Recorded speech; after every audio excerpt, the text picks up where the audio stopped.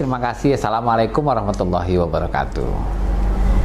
Jumpa lagi dengan kisah Pak Marmuj, alumni Fakultas Tarbiyah YIN Sumatera Utara. Hari ini kita akan menceritakan kisah Pak Marmuj, guru sombong. Belum pernah dengar kan cerita ini kan? Saya ulangi, Pak Marmuj, guru sombong. Sebagai seorang guru, Pak Marmuj mengajar setiap hari. Dia punya rutinitas mengajar dari rumah, naik kendaraan, kemudian menyeberang sungai, seperti biasa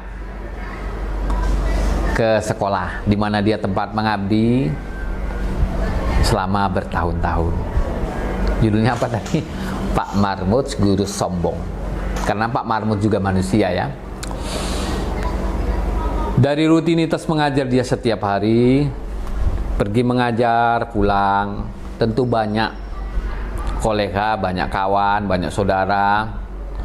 Di tengah perjalanan yang selalu menyapa Pak Marmuj. Begitu juga dengan Pak Marmuj. Beliau menyapa seluruh warga atau sebagian yang menjadi kenal karena tempat perjalanan Pak Marmuj antara rumah dan sekolah tempat dia mengajar. Sehingga suatu ketika daerah Pak Marmuj ini dilanda badai hujan. Hujan deras. Karena derasnya hujan, akhirnya sungai di mana tempat Pak Marmuj selalu melintasi terjadi banjir besar. Karena banjir besar, apa yang terjadi? Maka Pak Marmuj pun sampai batas sungai tidak bisa meneruskan perjalanan. Padahal dia harus tetap mengajar. Dititipkanlah, disimpankanlah kendaraan Pak Marmuj di pinggir sungai. Dan Pak Marmuj harus menyeberang sungai. Karena titik tempat dia yang selama ini dilalui tidak bisa dilewati karena banjir besar. Oleh masyarakat desa, mereka menawarkan jasa sampan untuk menyeberangkan orang-orang yang akan bepergian. Tak ketinggalan tentu Pak Marmuj ya. Apa tadi judulnya? Pak Marmuj, guru sombong. Nah, ini Pak Marmuj alumni Fakultas Tarbiyah. Sehingga Pak Marmuj pun melihat orang lalu lalang, oh nyebrang pakai sampan. Dititipkanlah tadi kendaraannya, dia pun pingin naik sampan. Apa yang terjadi begitu naik sampan? Kebetulan yang tukang mengayu sampan ini salah satunya ada namanya Pak Sopyan. Nah, maaf ya kalau kebetulan ada yang namanya Sopyan. Pak Sopyan ini menyeberangkan orang naik sampan, tentu dibayar dan sebagainya. Maka Pak Sopyan lah. Sehingga Pak Marmuj pun memilih naik sampan dengan Pak Sopyan. Naiklah Pak Marmuj. Begitu naik Pak Marmuj, agak goyang-goyang sampannya tadi. Pak Marmuj tapi memberanikan diri, percaya diri. Sampan pun mulai di tengah banjir, mulailah menyeberang pelan-pelan. Dikayuhlah sama Pak Sopyan. Pak Sopyan yang kebetulan orang kampung. Kira-kira sepertiga sungai baru dilalui, Pak Marmuj ngomong gini sama Sopyan. Pak Sopyan, udah berapa lama Bapak menjadi tukang sampan ini? Pak Sopyan menjawab, saya sudah lama Pak. Memang tugas saya, kerjaan saya ya naik sampan ini. Kalau pas nyebrangkan orang. Kalau enggak saya nyari ikan dan lain sebagainya. Pak Marmuj penasaran. Ditanya sama Pak Sopyan, Pak Sopyan tahu tulis baca enggak? Apa jawab Pak Sopyan? Alah Pak Guru, boro-boro tulis baca. Orang saya sekolah aja enggak. Terkejut Pak Marmuj. Saya saja sudah kuliah sampai Medan. Begitu sampai sini masih ada warga belum tahu tulis baca. Katanya enggak sekolah. Ada juga sebenarnya rasa iba dari Pak Marmuj. Tetapi apa yang terjadi pada Pak? Jadi Pak Yan, kau nggak tahu tulis baca? Iya Pak Guru, saya nggak tahu tulis baca. Kalau Bapak guru bisalah. Apa kata Pak Marmuj? Yan, kalau kau nggak tulis baca zaman segini, setengah hidupmu dalam kerugian. Begitu kata Pak Marmut sama Sopyan tadi.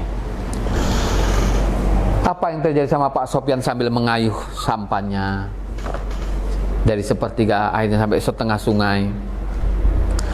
Iya Pak ya, saya setengah hidup saya dalam kerugian, nggak apa-apalah Pak.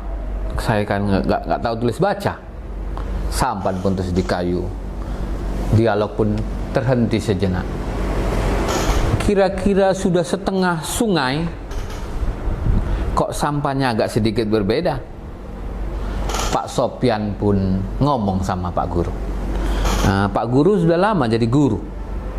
Lama lah Yan, aku tamatan dari Tarbiyah IAIN loh Yan, dari Medan. Oh, berarti hampir 20 tahun lah Pak ya. Iya, aku udah 20 tahun tamat dan mengajar aku 20 tahun. Pak, memang betul Pak, saya nggak tahu tulis baca, setengah hidup saya dalam kerugian. Pak Sopyan tahu sampan kita ini bocor. Hah? Terkejut Pak Marmut. Jadi bocor Yan? Iya Pak. Perjalanan baru setengah, menjelang 2/3. Jadi gimana Yan? Pak, Bapak tahu berenang nggak? Begitu tanya Sopyan sama Pak Marmut. Pak Marmut, apa yang terjadi? Aduh Yan, saya nggak tahu berenang Yan. Saya gimana pula belajar berenang? Orang saya aja dulu kuliah di Medan, ini pulang kampung, saya ngajar, nggak mana sempat saya belajar berenang Yan. Sopyan pun ngomong gini sama Pak Marmut.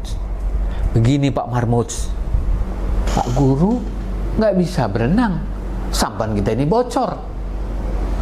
Ini baru menjelang 1/3 terakhir, akhirnya kita udah mau 2/3 sungai ini banjir. Pak Guru, kalau Pak Guru nggak bisa berenang, seluruh hidup Pak Guru musnah habis karena kita mau tenggelam. Apa yang terjadi? Pak Guru tadi pun terdiam habis dipegangnya sampan. Betul, akhirnya sampan itu pun karam, tenggelam. Hanyutlah dua-dua tadi. Begitu karam, tenggelam, habis, hanyut dua-dua. Sopyan bisa selamat. Kayu, diambil kayu. Apa yang terjadi sama Pak Marmut? Apa tadi judulnya? Pak Marmut, guru sombong. Saudara-saudara sekalian, banyak kisah yang terjadi di sini. Bahwa menjadi guru tidak mesti melakukan hal yang tidak baik. Siapapun lawan bicara kita, harus kita hargai. Memang dia seorang tukang sampan, memang dia tidak tahu tulis baca, tapi ada kelebihan dia. Ingat, seorang guru punya kelebihan dan lain sebagainya, tidak mesti ditunjukkan. Banyak kelebihan guru, tapi justru itu menjadi kelemahan pada saat tertentu. Pak Sopyan dalam cerita tadi, dia awalnya hanya biasa saja, tapi pada periode berikutnya justru dia membalikkan. Ketika Pak Guru ngomong, setengah hidupmu yang dalam kerugian. Tapi apa yang terjadi? Sopyan yang justru ngomong, seluruh hidup Pak Marmut akan musnah.